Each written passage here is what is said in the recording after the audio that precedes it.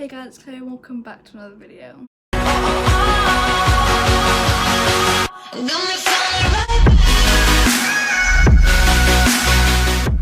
the title of this video is a GCSE tips slash things I wish I knew at the beginning of year 11 slash things I wish I did in year 11. So if you did not know, I've just finished my GCSEs and I'm actually getting my results on Thursday, and right now it's Tuesday and I'm currently waiting for the fail. So if you would like to find out some tips that I would recommend, then just keep on watching. The first tip is to make sure to start revision like either at the beginning of your GCSE course or the beginning of year 11 at least, to give yourself time. I'm not on about hardcore revision, I'm on about just like little bits of revision. If you have a piece of homework and it's got some important information on, highlight it and take the important information out and make a revision card out of it and learn that stuff so you make sure you know it. And at the end, when it gets close to your exam or the night before your exam, you can just go over them notes to make sure you do still know it. And yeah, long-term memory is way better than short-term memory. I wish I started smaller chunks of revision at the beginning of year 10. So tip number 2 that I have is to make sure notes are your revision cards and flashcards and mind maps and stuff is made prior to your exams, and I will do the deadline for the end of Easter holidays. I did not do this, role model student, but I really wish I did, because then from the beginning of the half term after the Easter holidays you can just start learning and doing some hardcore revision, and then you won't have to panic about not having a flashcard for this and not having a flashcard for that. It will just really help and it's less time consuming, because if you do revision and you just making your flashcards, that's not actually a revision. Like, it's not going into your brain, you just write it out and then it's like, oh, I've done revision. No, it isn't. It's not going in. It may look pretty, but you've not learned the information, so it won't count as revision. So tip number 3 that I have is to do past papers. Now, I know what a lot of people think. Past papers, oh my god, what the fuck, that's basically just an exam. They help.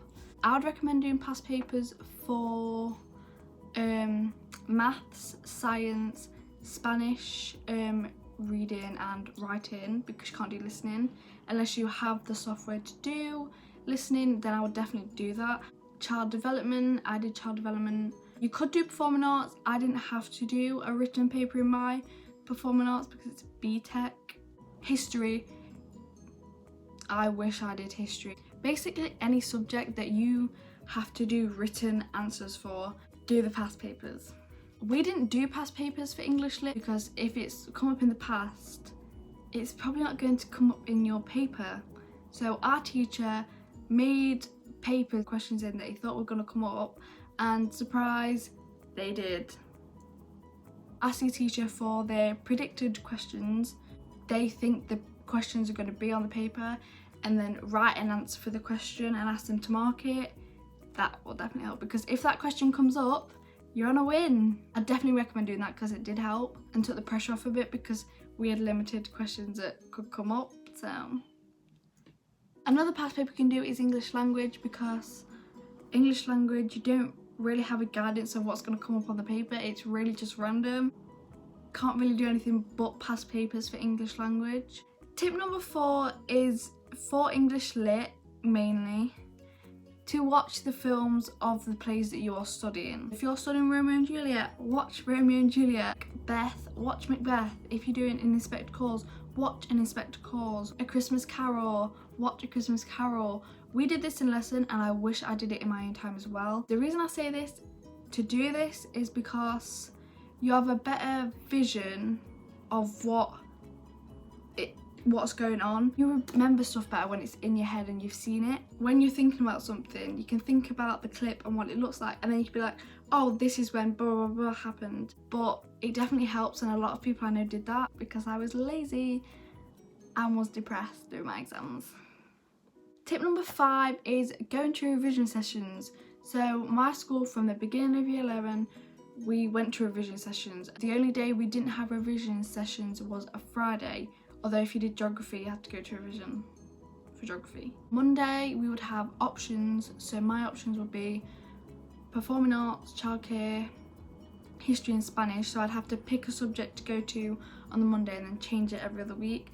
And then Tuesday was maths, Wednesday was English, and Thursday was science. And it really does help because in smaller groups, because obviously not everyone goes to revision sessions, you have a smaller group so the teacher has more concentration on you, if that makes sense. In science I found it really beneficial because one, I had a different teacher. My science teacher was not very good, I didn't learn anything from him, but the teacher I had in revision was actually really nice with me and I got on with her really well, and she actually wanted to help me, like make sure I knew the information, so I learnt more in revision sessions rather than in a lesson. Tip number 6 is positivity. Have a mindset that you are going to do well in your exams and you are going to be productive this day. Go into your mock exams with a positive mindset and just go all the way through the year with a positive mindset.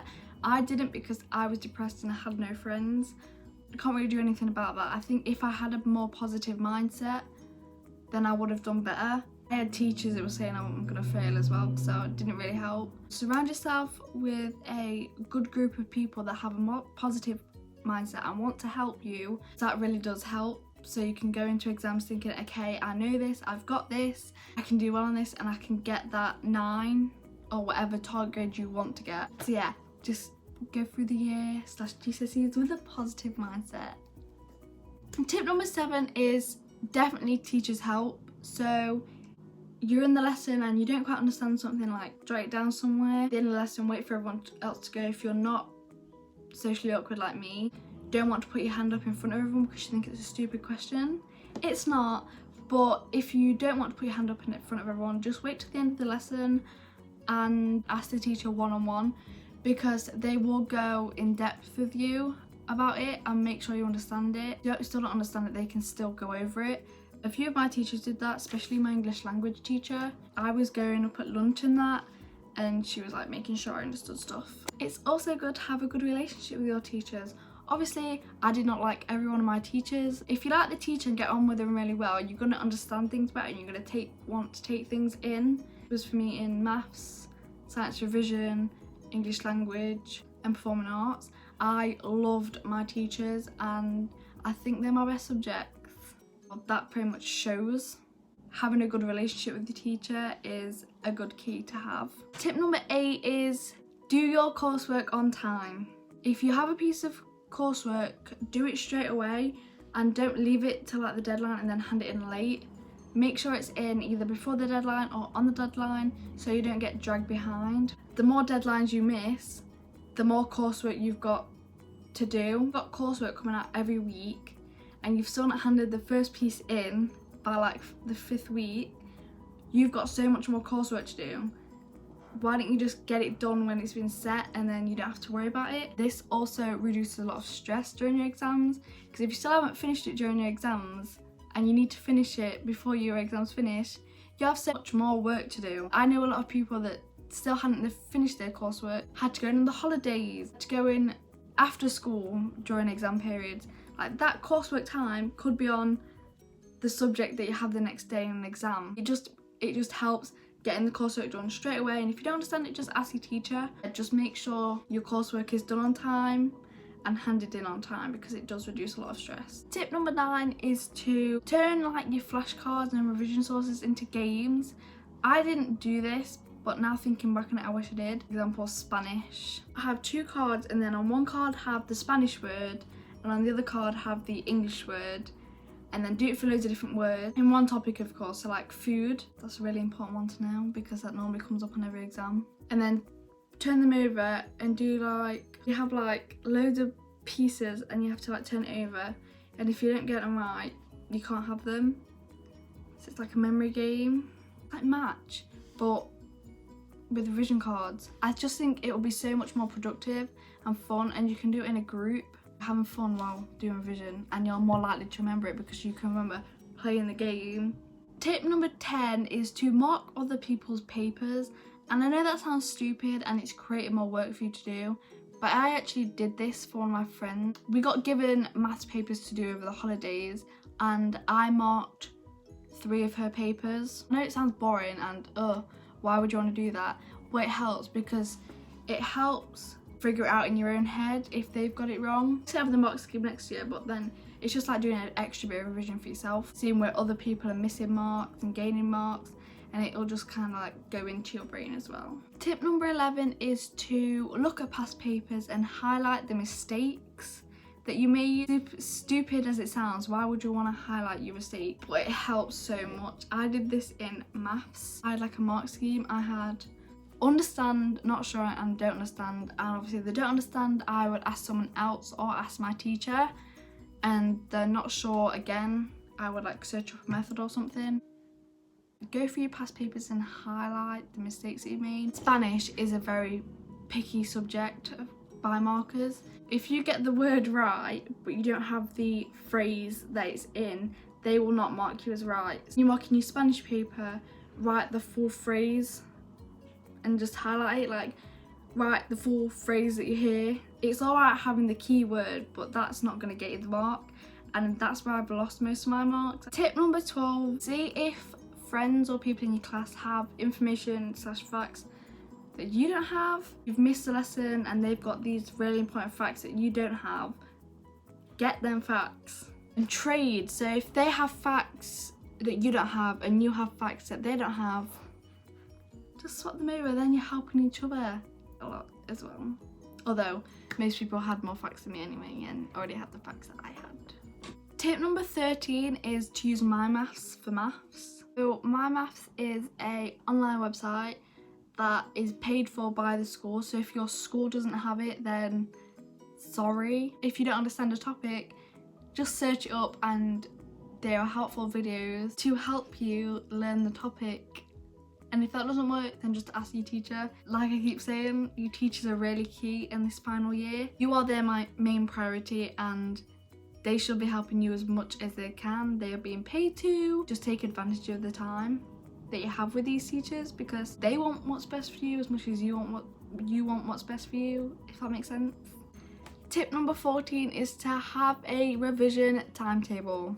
I did not do this. For like a weekend, well, you don't really have to do it on weekends until like you're coming up to your exams. Like weekdays after school, do an hour or two of revision every other night. Don't do big chunks unless it's like coursework or artwork or learning your drama piece. Just do like an hour and then take a break and then do another hour or do a 20-minute break.